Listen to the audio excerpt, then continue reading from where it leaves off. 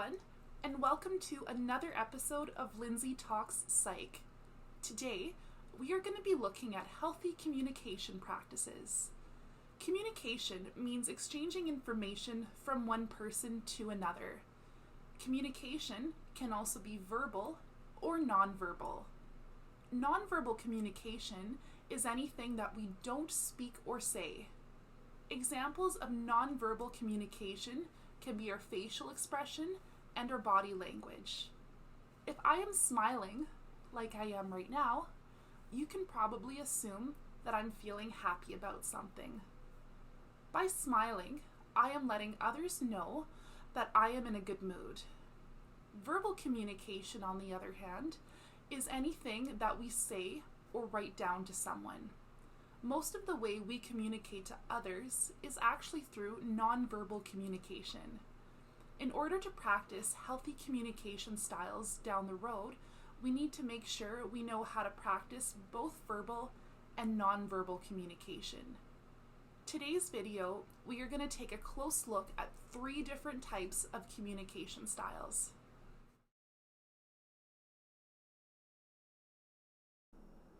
Hey, why don't we try that new Mexican place that just opened?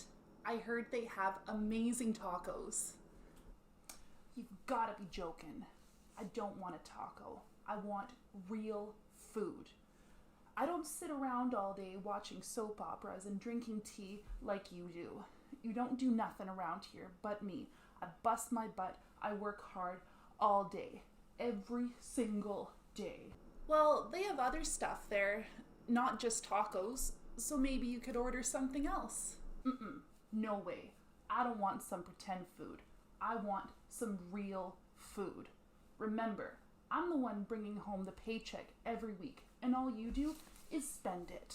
So Joe's Barbecue it is. There they have the best ribs in town, so that's why we're going to Joe's. I agree, Joe's Barbecue is good, but can't we try another place this once? Don't exaggerate. Of course we can go to other places. But why go anywhere else when we can get everything we need at Joe's? What's wrong with you anyway? You got a problem with all this? I'm tired of barbecue food. I work all day with the kids. That takes a lot out of me. Don't I deserve a good meal every once in a while? Taking care of kids and watching TV all day ain't hard work. All you do all day is sit around and drink coffee and pretend to clean up a little mess here and there. You don't know what hard work is. I practically break my back every single day. Even though you're lazy, you do deserve a good meal, so I'll give you that. That's why I'm gonna take you to Joe's. Please, can we go somewhere else? You got a problem with that? Is there something wrong with your hearing? Read my lips. We're going to Joe's. End of story. Now get ready before you cause more trouble than you already have. Is there any way I can change your mind? What is with you, woman? We're going to Joe's. Period. Now get ready or you can starve. Aggressive communication is standing up for our rights, thoughts, and feelings in a way that will hurt someone else. Like in the scenario, people might get devastated or ashamed of themselves when they have a conversation with an aggressive communicator. Aggressive communicators might criticize or blame or attack others and be impulsive. They might get frustrated easily, interrupt, and might use you statements to point blame at someone else as if the other person is at fault. Some verbal characteristics of aggressive communication might be emphasizing blaming words, using a firm tone of voice, using a voice that might be rising or shouting at the end of a sentence, or using threatening questions like, "Why on earth did you do that?" Some nonverbal characteristics of aggressive communication could be intruding into someone's personal space, staring, using gestures like pointing at someone or clenching your fists, crossing your arms, scowling, or jaw clenching.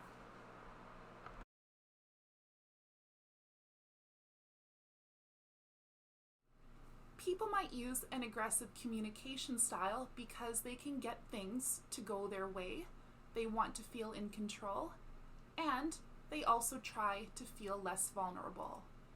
Even though people might get their way while using aggressive communication, it comes with a price.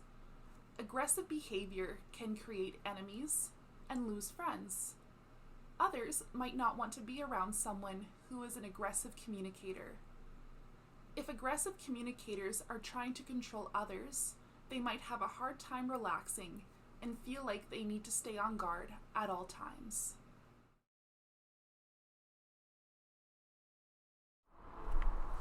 Hey Jimmy, I need you bad to give me a hand this weekend. I'm cleaning out my garage and I have a bunch of junk I want to take to the dump. I can't handle it all by myself and you don't do much anyway, so can you help me out?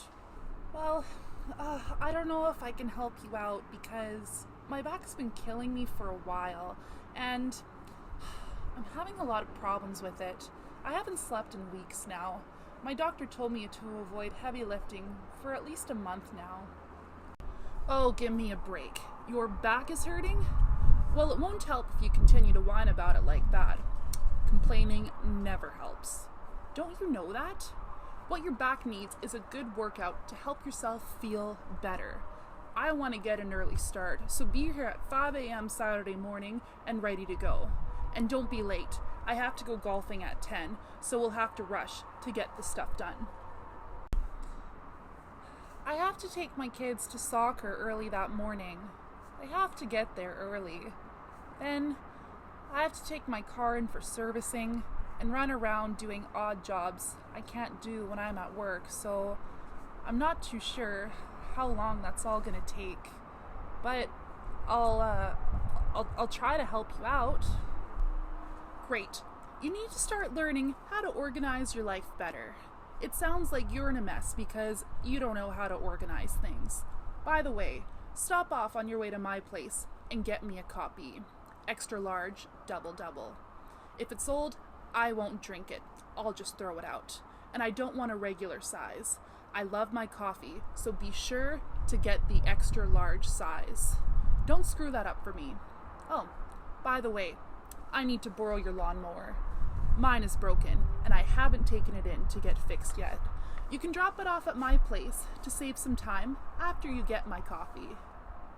Well, my grass is long and it needs to be cut, but go ahead. I'll drop it off with the coffee. Say, you don't happen to have some of that salmon in your freezer, do you? I know you brought back tons from the East Coast. Well, I do have some salmon left, but I was planning on giving it to my grandmother, but I can give her some next trip. Go ahead and take some. Thank you, Jimmy. Give me all of it. You can always get more. What a great neighbor you are. We stick together in this neighborhood, that's for sure. And we help each other out. By the way, do you happen to have a smoke on you? I haven't made it to the store yet. Sure. Here's one. Well, take the whole pack. I can just pick some up later. I don't like this brand of smokes, but I'll take them anyway. Can you get some other brand next time? Maybe a US brand? I heard they're a bit stronger tasting. I'll get right on that. US smokes next time for sure. When someone is using a passive communication style, this means they are usually avoiding expressing their thoughts or feelings. As a result, people who use passive communication allow things that bother them to keep on building inside. Those that have a tendency to use passive communication styles may not stand up to defend themselves, allow others to put them down. They may speak softly or in an apologetic mood, and they might be afraid to look people in the eye when they are speaking to them. People who have a passive communication style, like the woman in the role-playing exercise, might feel anxious, confused, or frustrated that they're not being heard. Those that use passive communication may be afraid of not being liked if they speak up, or being made fun of, or put down. Some verbal characteristics of passive communication might include using a soft voice, hesitant speaking. A person might be undecided in their opinion, or they might not share their opinion with the other person they are speaking to.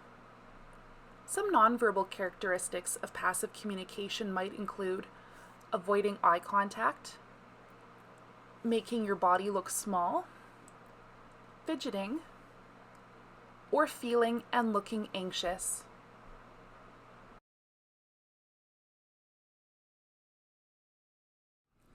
Some people might use a passive communication style for many reasons.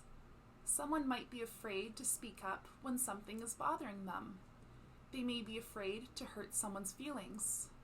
Or maybe, in the past, someone got embarrassed for sharing their opinions.